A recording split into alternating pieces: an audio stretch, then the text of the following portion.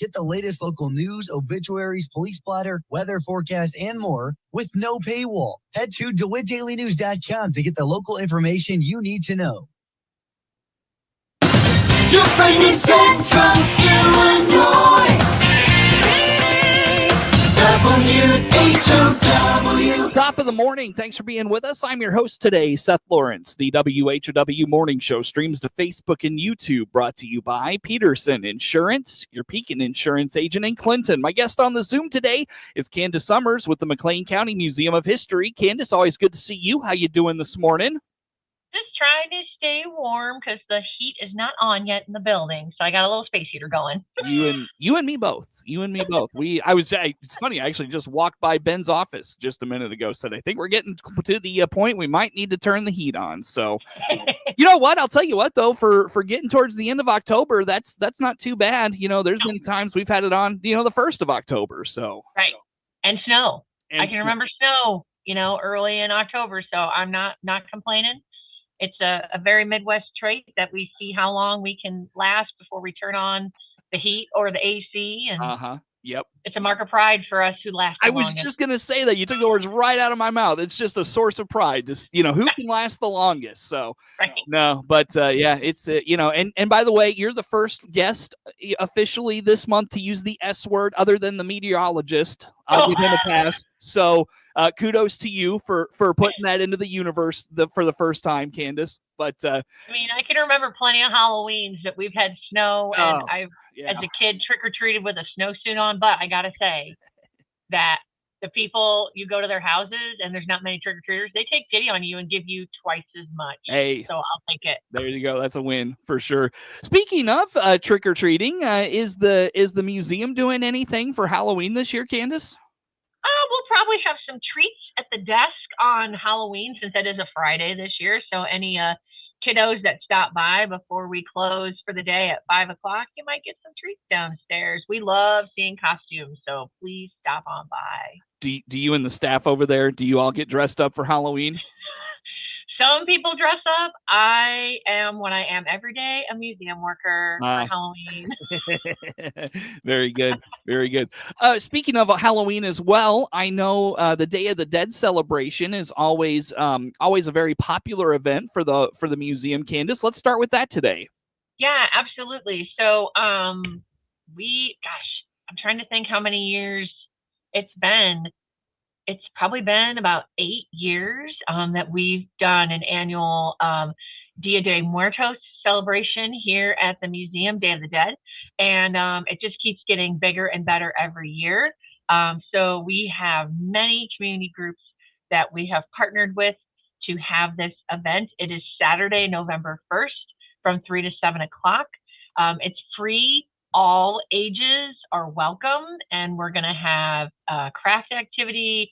We're going to have music and dancing.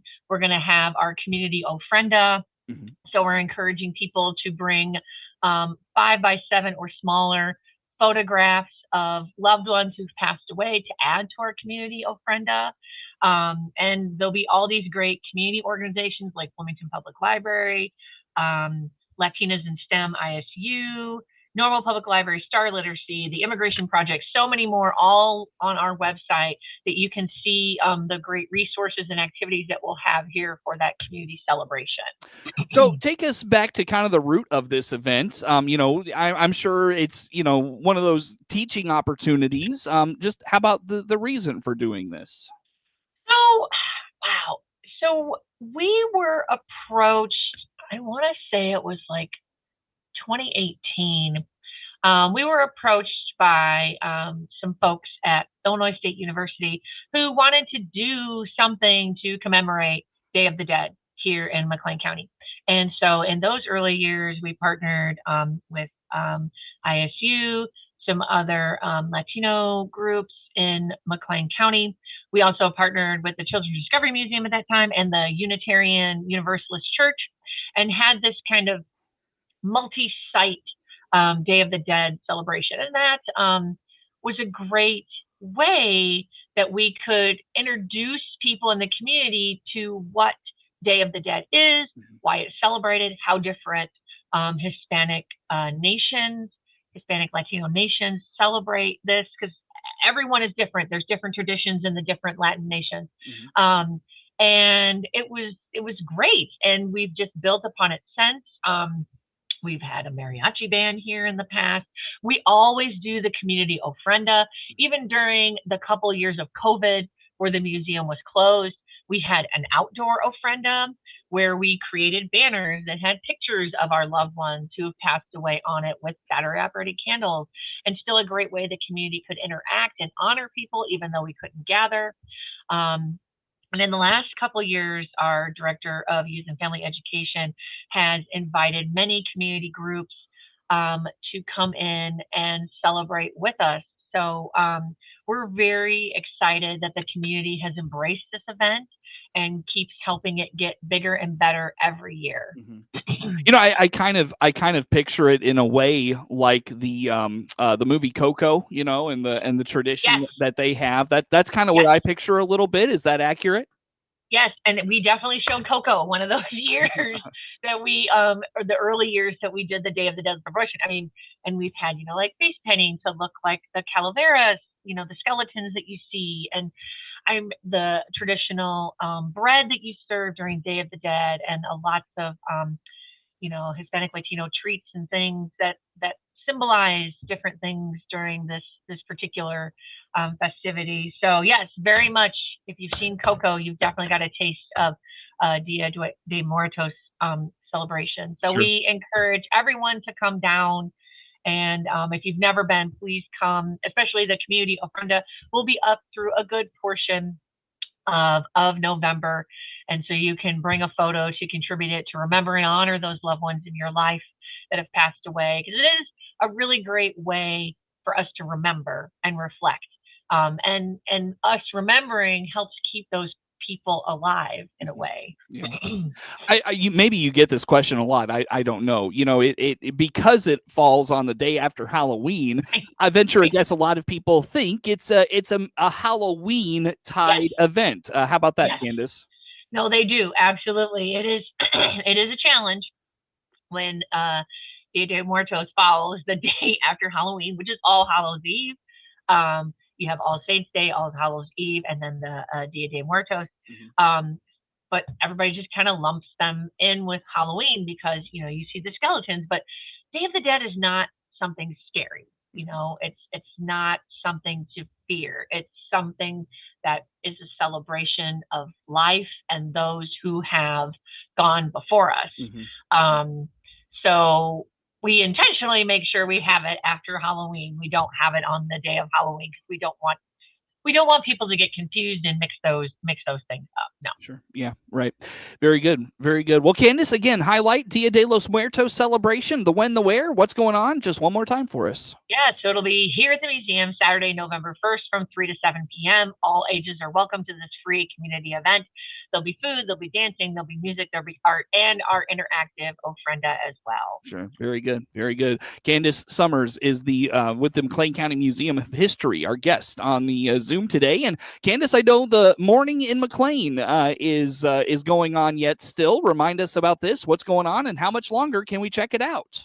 Yeah, so our current hallway display, Morning in McLean, is still happening. It'll be up through November 21st, so you can come stop by and see those display cases that are on the first, second, and third floor of the museum to learn about funerary culture and traditions of the late 19th and early 20th centuries. And so we take a look at, you know, one of the cemeteries where people are buried here in this community, which is Evergreen Memorial Cemetery. We look at some of who the monument makers are in the area. Higgins Young Kleinau was the biggest one in the 19th century and early 20th century.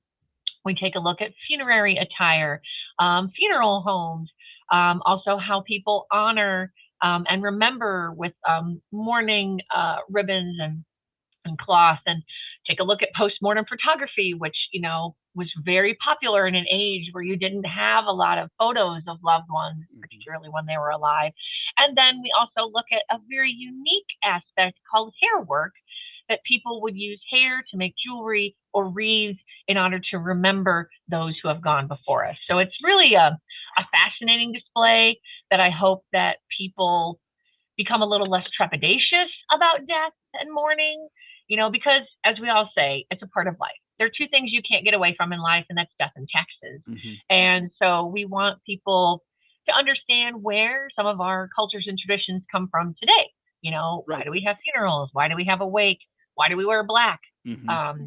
So we're hoping that this helps educate the public and also, kind of makes people less afraid of death. Sure. So did you say, I'm sorry, Candace, how much longer that exhibit will be up? Yes, it'll be up through November 21st.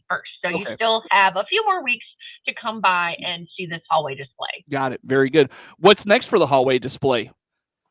So after this hallway display, we'll put up some Christmas items for the season. And then we also are going to have some displays coming up to celebrate Route 66. It's the centennial of Route 66 next year. We're also partnering with the Illinois Symphony Orchestra next year. And so we'll have some display cases about their history. So lots of things in the work for some big events that we have coming down the road next year. Got it. Very good. Look forward to all of those. Candace, I'll tell you what, rather than start in on a new topic and have to break, let's just break now, and we'll get to all the other things on the calendar next. Where do folks go to find the calendar of events and all things McLean County Museum of History? You can catch us on our Facebook page, Instagram, or our website, mchistory.org. Very good. Candace Summers, McLean County Museum of History, my guest on the Zoom. More to come with Candace on the morning show.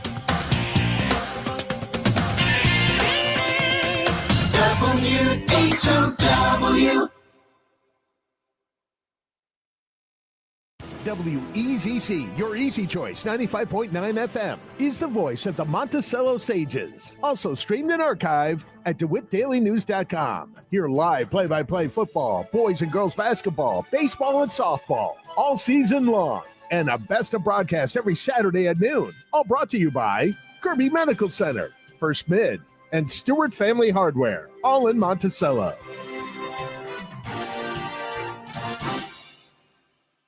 This is the voice of the Eastern Illinois University Panthers, Mike Brad, inviting all of our fans from Peoria to the Indiana state line to listen for Panther football again this fall on WHOW's many platforms on AM, FM, and streamed online. EIU Panther football is part of WHOW's great weekend sports programming schedule, including a Best of Clinton Maroon sports broadcast and CBS Sports Radio. We'll bring you every Panther game start to finish right here on Central Illinois' news, agriculture, and sports station, WHOW. Finding a local job in Central Illinois has never been easier. Don't waste time driving far or spending too much on gas. Visit IllinoisJobPost.com. It's your one-stop site to find local, full-time, and part-time job openings. Best of all, it's completely free for job seekers to access anytime, day or night. So if you're ready to land a job close to home, make IllinoisJobPost.com your first stop. That's IllinoisJobPost.com. Brought to you by your friends at the regional radio station. Bugs can wreak havoc on post-harvest stored grain and eat away at your bottom line. At Central Life Sciences, we believe in making every kernel count. Our Gravista and Diacon IGR family of grain protectants are proven solutions for post-harvest insect control, providing lasting protection as grain is being loaded into storage. Contact Michael Lash at bugfreegrains.com to learn how you can make every kernel count. Your friend in Central Illinois, WHOW. Once again, a good morning. Thanks for being with us. I'm your host today, Seth Lawrence. The WHOW Morning Show streams to Facebook and YouTube, brought to you by Peterson Insurance, your Pekin Insurance agent in Clinton. Again, my guest on the Zoom today, Candace Summers, McLean County Museum of History. And Candace, as we catch up here, let's get through some of the things on your calendar coming up. What is coming up on the calendar? What do you have for us? So tonight, the museum has partnered with the Next to Normal Story Slam to present a story slam that's related to mourning in McLean. And what the story slam is it's a way that brings people together through the art of storytelling. It provides a window into the richness and complexity of people's lives. And these are first-person true stories that are told from the heart. And so tonight, taking more of a a theme that, highlights those who have gone before us. The theme is Remember Me. And so those of us participating, including yours truly, will be sharing stories, are going to be sharing stories about loved ones and ancestors who have passed away and how they impacted our lives, sharing, fun stories, heartwarming stories. And I think it's going to be really cool. And I also have on good authority that some of us are bringing treats from recipes of those loved ones too. I always love an opportunity to share my Grandma Hanson's banana bread. Nice. Very good. Very therapeutic, it sounds like. Yeah, I mean, it's fun. I think people are really going to like hearing people share stories about those loved ones who've had an impact on our lives. Like, I have a love of baking. I've always loved to bake, and I spent a lot of time in the kitchen with my grandmas and my mom, and I know that's where that comes from. And I make a lot of their recipes. So kind of sharing, those fond memories of being on, those big metal high chairs in the kitchen, helping grandma bake and roll out dough. And it's going to be a lot of fun. And I was thinking about these things last night, kind of jotting some notes, and I was just like, man, I haven't thought about some of these things in years. So it brought a smile to my face as I was going along. So that will be at the McLean County Arts Center tonight at 7:30. So we hope that folks will come and join and hear our stories. Very good. What else you got going on? We also have, we've partnered with Heartland Community College to do another program related to mourning in McLean, which is called Dine with the Dead. It's about funeral picnics and cemetery traditions of days gone by. Now, typically I do this out in the cemetery, but this is the non-walking version. So I'll have a PowerPoint and I'll share with people, why did we used to have picnics in cemeteries? What are some of the customs and traditions along with funerals? How it kind of changed to, we only go to cemeteries when a funeral happens. And just kind of taking a look at some of the stories from Evergreen Memorial Cemetery that there are about the monuments, about the people who are buried out there, and then some of the customs and superstitions that we still have and that we don't have. And so that will be at Heartland Community College. There is a registration fee of $35, which registration is still open with a link through our website. And that'll be at 6 o'clock on Thursday, October 30th. There's still about 12 spots available for that program. Well, and I know you've said this many times to us over the years, Candace, back when you did the cemetery walks and, all these things, is that every headstone out there has a person associated with it who has a story, and whether their story is of great impact at a widespread level, or if it's a great impact maybe just within a family unit. There's a story for every person in those cemeteries. 100%. I mean, as I go along in the cemetery, I remember the stories of the people we featured on the walk, but I also remember just some of the monuments that I've seen, every year that we did the walk, and I know the names. And sometimes I would just get curious and do a little bit of research just because I wanted to know more. And so not just the monument itself tells a story about the person's beliefs or the times that it was created in, but who that person was that lies there with that monument. There's more stories than I can share on, a 90-minute tour that I do out in Evergreen. And I just love the opportunity to share those stories, and not just at Evergreen, but at any of our cemeteries. There's just great stories out there waiting to be told and waiting to be remembered. Can't tell them all in a lifetime, No, you can't. But we do our best to share a variety of stories so that people from all walks of life are remembered through the types of programs that we do. Sure. Very good. Candace Summers, McLean County Museum of History, our guest on the Zoom today. Anything else on the calendar you want to highlight, Candace? So next week, we will also be celebrating National Immigrants Day on October 28th from 5:30 to 7 o'clock.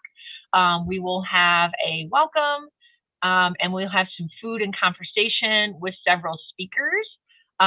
We are really excited to share some of the history about immigration in this nation, and also have a wonderful little sampling of some food from Bloomington Normal's newest food trailer, Mason and PJ, which will be available for a donation of $10. And so we hope that people will come and explore stories of immigration in our museum, particularly in our Making a Home exhibit gallery that definitely shares all walks of life, beginning with indigenous populations all the way up to the modern era of the immigrants who have built and made McLean County. Sure. Very good. Put that on the calendar. That's, you said next Tuesday, correct? Yep, on the 28th at 5:30. Sure. Very good. Anything else, Candace, you want to put out there for us? We've got about another couple minutes with you. So we have our final book of our History Reads book club this season, and we will be reading The Burning of the World, The Great Chicago Fire, and a War for the City's Soul. So Chicago Fire, 1871, October of 1871, decimated the city. And even though this is a large book, I highly recommend it. I'm about halfway through, and it's all the little details that you just don't know about that fire and how it impacted and how it spread and how people reacted. A lot of first-person accounts helps dispel the myth of Mrs. O'Leary's cow kicking over the lamp and starting the fire. Just a lot of the missing fail-safes that we have and take for granted today that could have helped stop almost an entire city burning. And so I highly recommend this book. We'll be discussing it at Bloomington Public Library on November 4th at 7 o'clock. I'm pretty sure this book is probably also on Hulu, so you can listen to it as well. But I'm just fascinated by how much I didn't know about the Chicago fire. And there's even a local connection from McLean County to the fire. We sent one of our fire engines up on the train to help battle this blaze. So I'll be sharing some tidbits about that local connection too. That's an event I don't know a whole lot about. I should find some research on that. So there's a lot of books of varying sizes out there. You don't have to read the 400-pager, but there is a lot of great information. The Chicago History Museum does a really great job kind of summarizing it through their resources too. So yeah, it's one of those salient moments in U.S. history that really had an impact on the whole entire nation. Sure. Well, on that note, Candace, again, where do folks learn more about all these events? Go to our website, makehistory.org, or our Facebook page or Instagram. Very good. Candace Summers, McLean County Museum of History, our guest. Network News on the way.